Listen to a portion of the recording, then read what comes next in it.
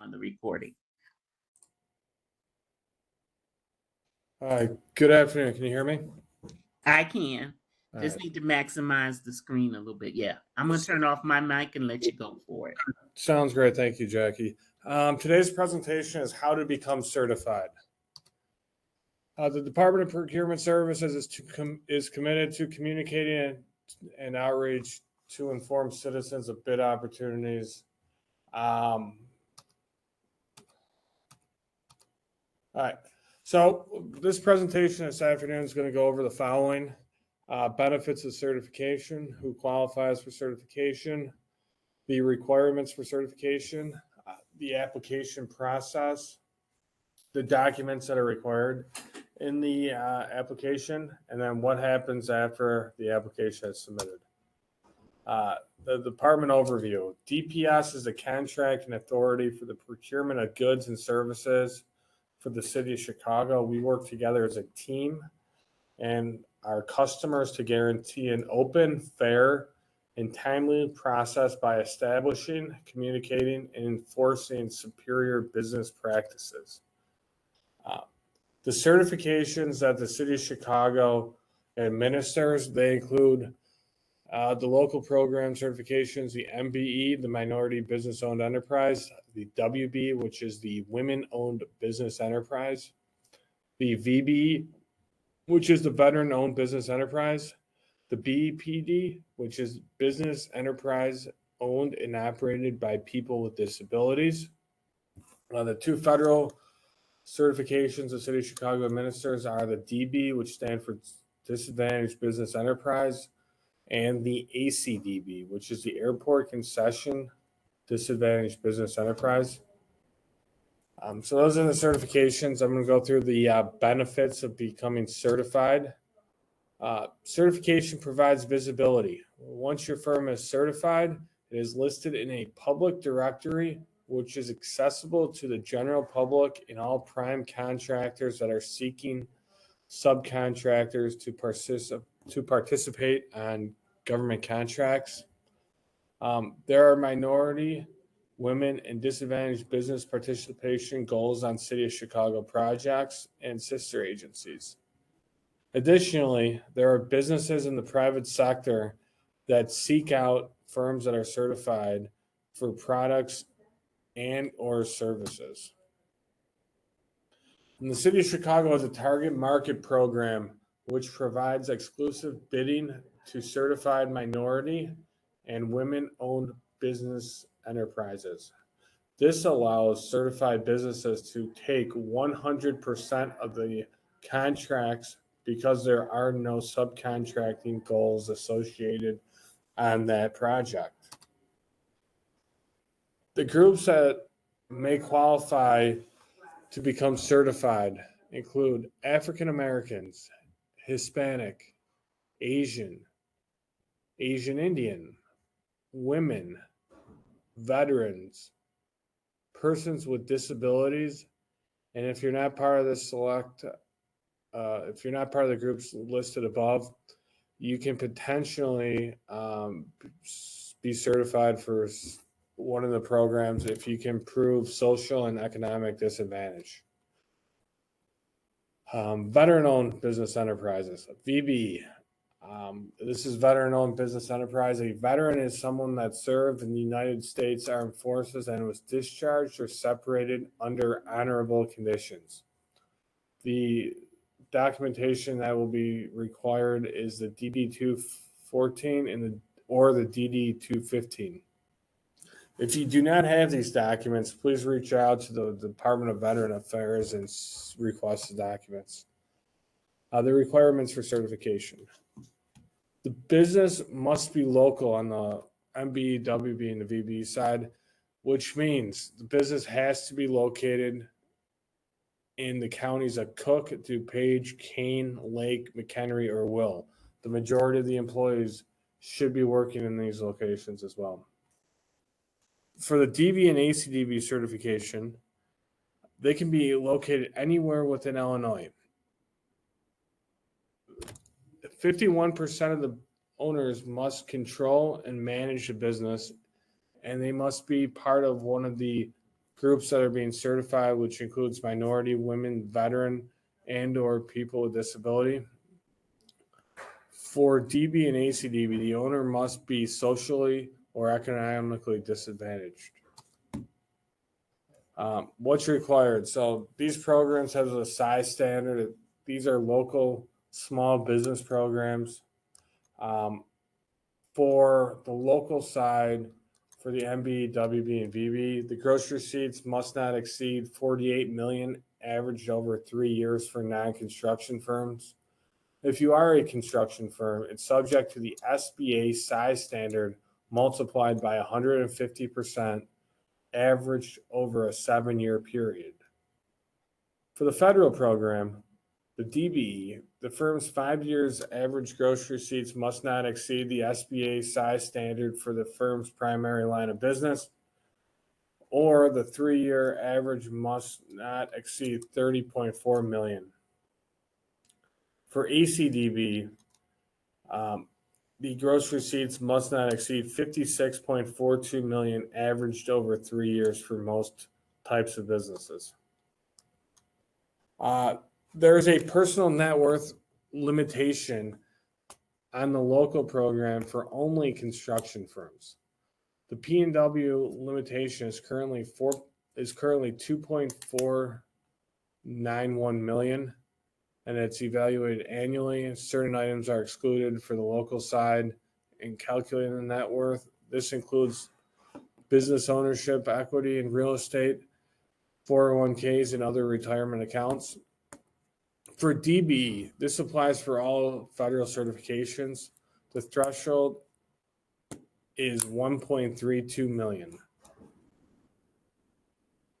What business types can be certified? You can be certified in generally any type of for-profit business, corporate structure. This could include a sole proprietorship.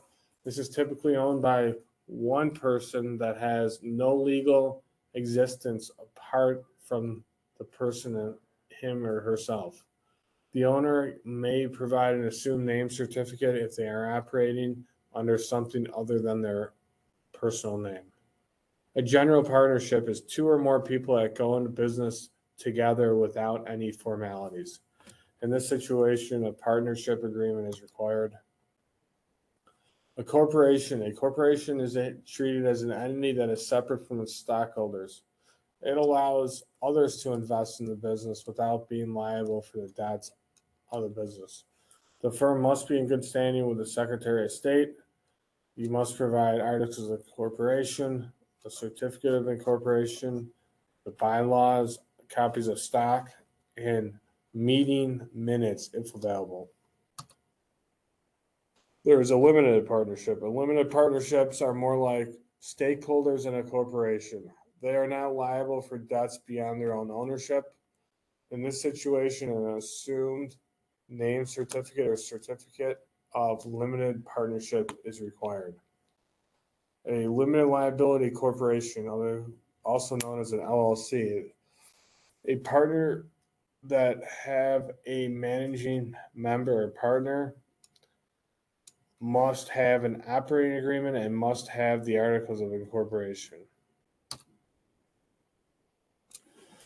Supplier and distributor and broker. There are separate requirements if you are seeking certification in these types of industries.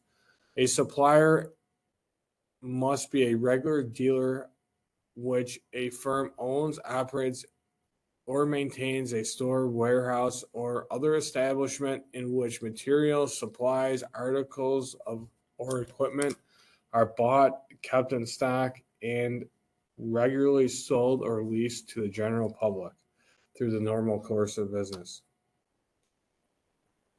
Distributors. A firm operating as a distributors are identified as having a direct relationship with a manufacturer to distribute its goods or products within a specific territory or region. The goods and or products are not available or sold to the general public.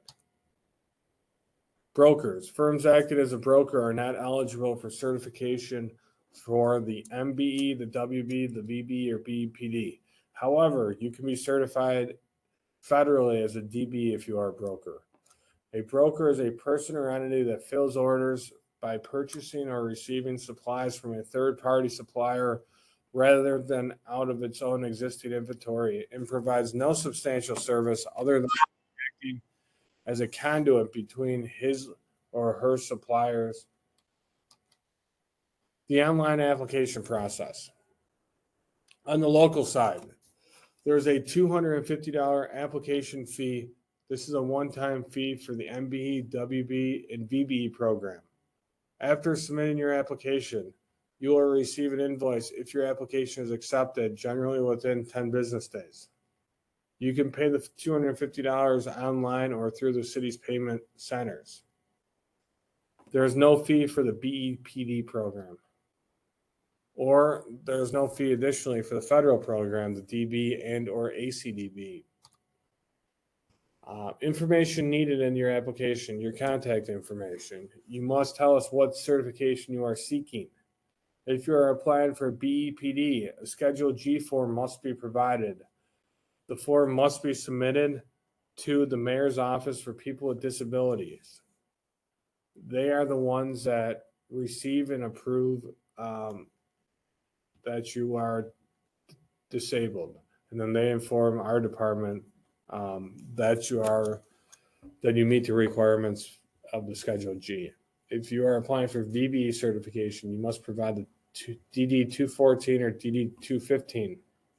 Additional information must be required. That includes ownership information, employee information, facility information. You must provide a tax bill or lease for your facility if you are to prove that you are a local business. Financial information is required. Licensing, depending on what type of business you are operating.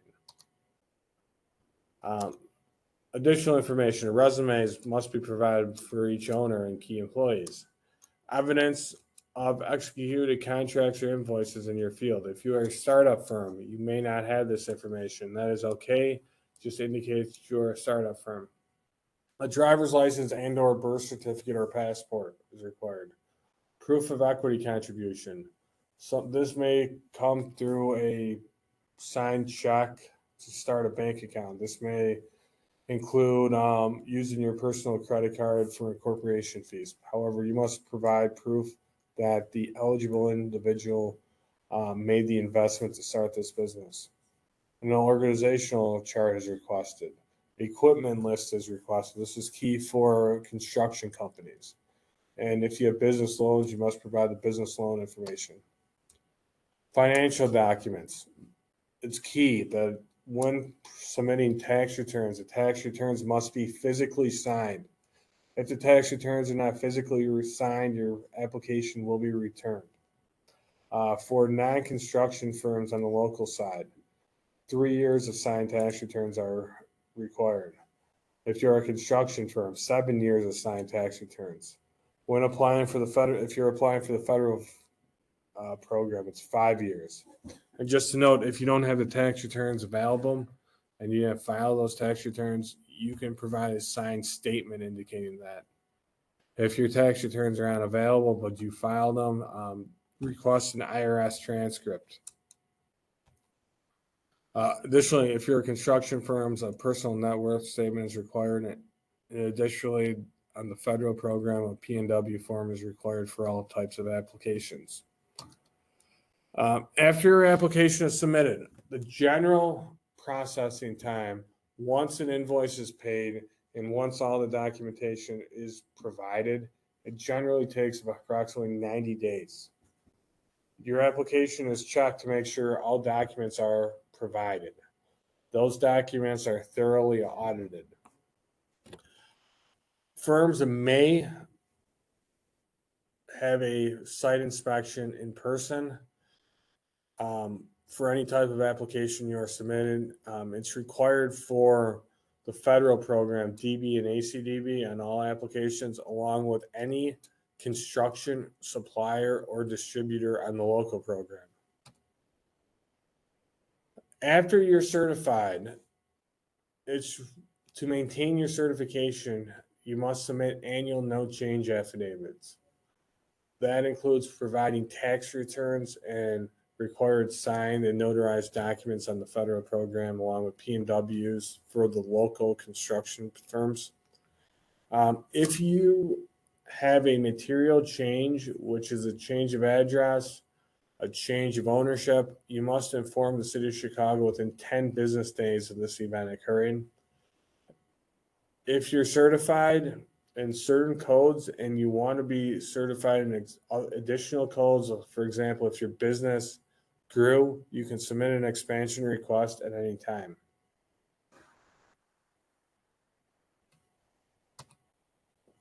Expansion of services.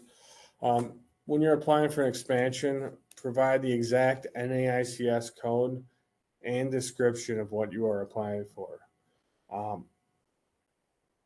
It may require you to provide licenses. It may require you to provide an explanation of how you gain the experience. You should provide copies of contracts relating to this and any equipment, additional equipment that you have to service this individual, and certificates of insurance if insurance is required for this type of additional service. The top 10 reasons why applications are denied: unsubstantiated or questionable ownership or control, unclear descriptions of the critical functions and who is responsible for that. Company cannot substantiate where and how the initial investment occurred. Outside secondary employment can disqualify you for certain types of companies. Your company is not located within the 6-county region is a key item. Your principal place of operation has to be within the 6 counties for the local program. It cannot be a satellite location. Once you submit your application, please stay up to date on any questions that occur in the system.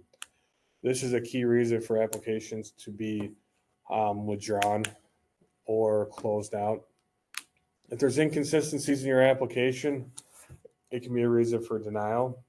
If you're not providing all contracts, the contracts are not signed, and we may check to make sure that there's actual payments on those contracts, that it's a real contract. Required documents are not attached and not provided reasons. And you must submit the signed tax returns. At any point in time, if there's any issue in your application, we will reach out to you through the system, through a Q&A. So it's important to monitor whatever email address you use to create your application. If you have any questions at any point in time, you can always email me and I can give you a call to clarify any issues or any questions you may have. This is my email address. Any questions? All right. We thank you, Emmett. We're going to open the session up for any questions that you may have. So if you have questions, feel free to put them in the Q&A panel now. While people are writing their questions in the Q&A panel, I'll give you a few minutes for that. I just want to again bring the announcement that we will be conducting a 2-day outreach event. Day 1 is Primes Connect, where certified vendors will have the capability of matching with primes from various industries. So I say read the information fully so that you are aware of what qualifications you have to be a part of that event and to be able to match with our primes that we will have listed for that day. Day 2 of the event, anyone can attend. It is our procurement symposium where we have workshops, we have guest speakers from the industry, we have exhibitors from 80 different organizations and offices and agencies. which comprise of government agencies, financial institutions, assist agencies, and anchor organizations.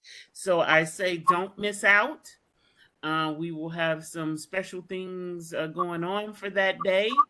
And it is a great way for you to network, get the information you need, and to be able to secure some great resources to help you with bidding with government entities. I think that we do have a hand up. The person has a hand up, but they don't have they have to put the question in the Q&A panel. So if you are on your cell phone, um, hold on one second. I don't know if I can unmute you because we normally don't do that through the session. But since you are on your phone, I will try to unmute you. Can you click on the request that I just sent?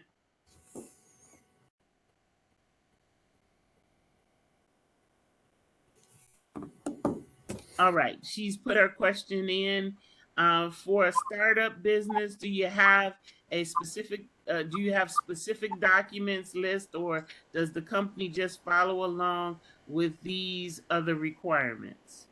Okay, that's a great question. So startup firms can be certified. Um, it's going to rely on your background and experience primarily for what codes you're asking for. Um, any part of the section when you're applying, if you don't have that, that's perfectly okay. Provide a signed statement saying that it's a startup company and these documents are not available for whatever reason. They don't exist. It's perfectly understandable that startup companies do not have 5 years of corporate tax returns. I wouldn't be concerned about that, but be specific as far as what code you're asking for and make sure you have the required equipment if applicable. Like if you're a startup, you may not have completed contracts or invoices. That's perfectly fine. However, you still need to have the background experience to operate that business. I hope that answers your question. All right. Do we have any additional questions? And just to help people with the information I just gave out, I am going to put some things in the chat area.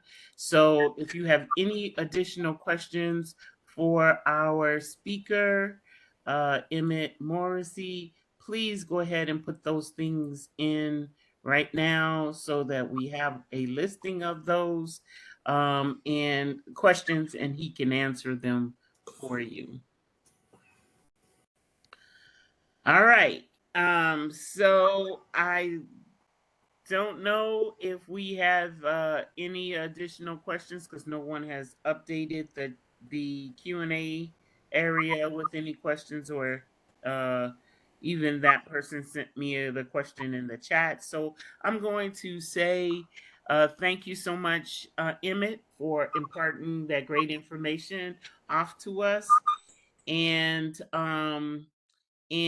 also, for those of you that are watching this webinar, I do want to thank you again for attending today.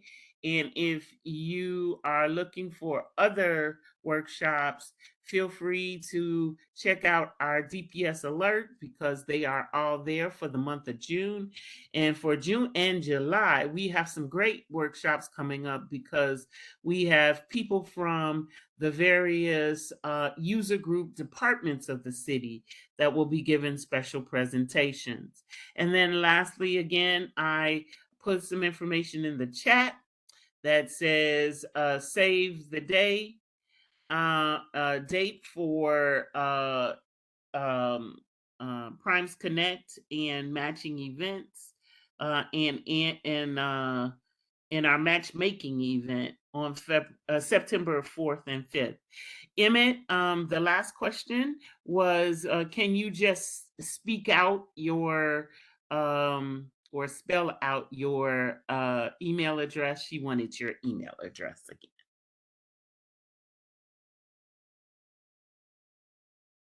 You're muted.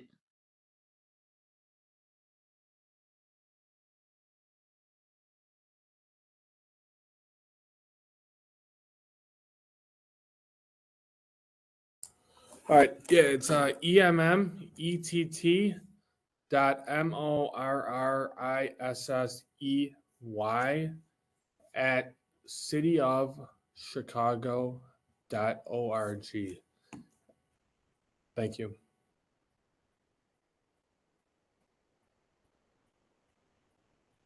Any additional questions before we let Emmett go?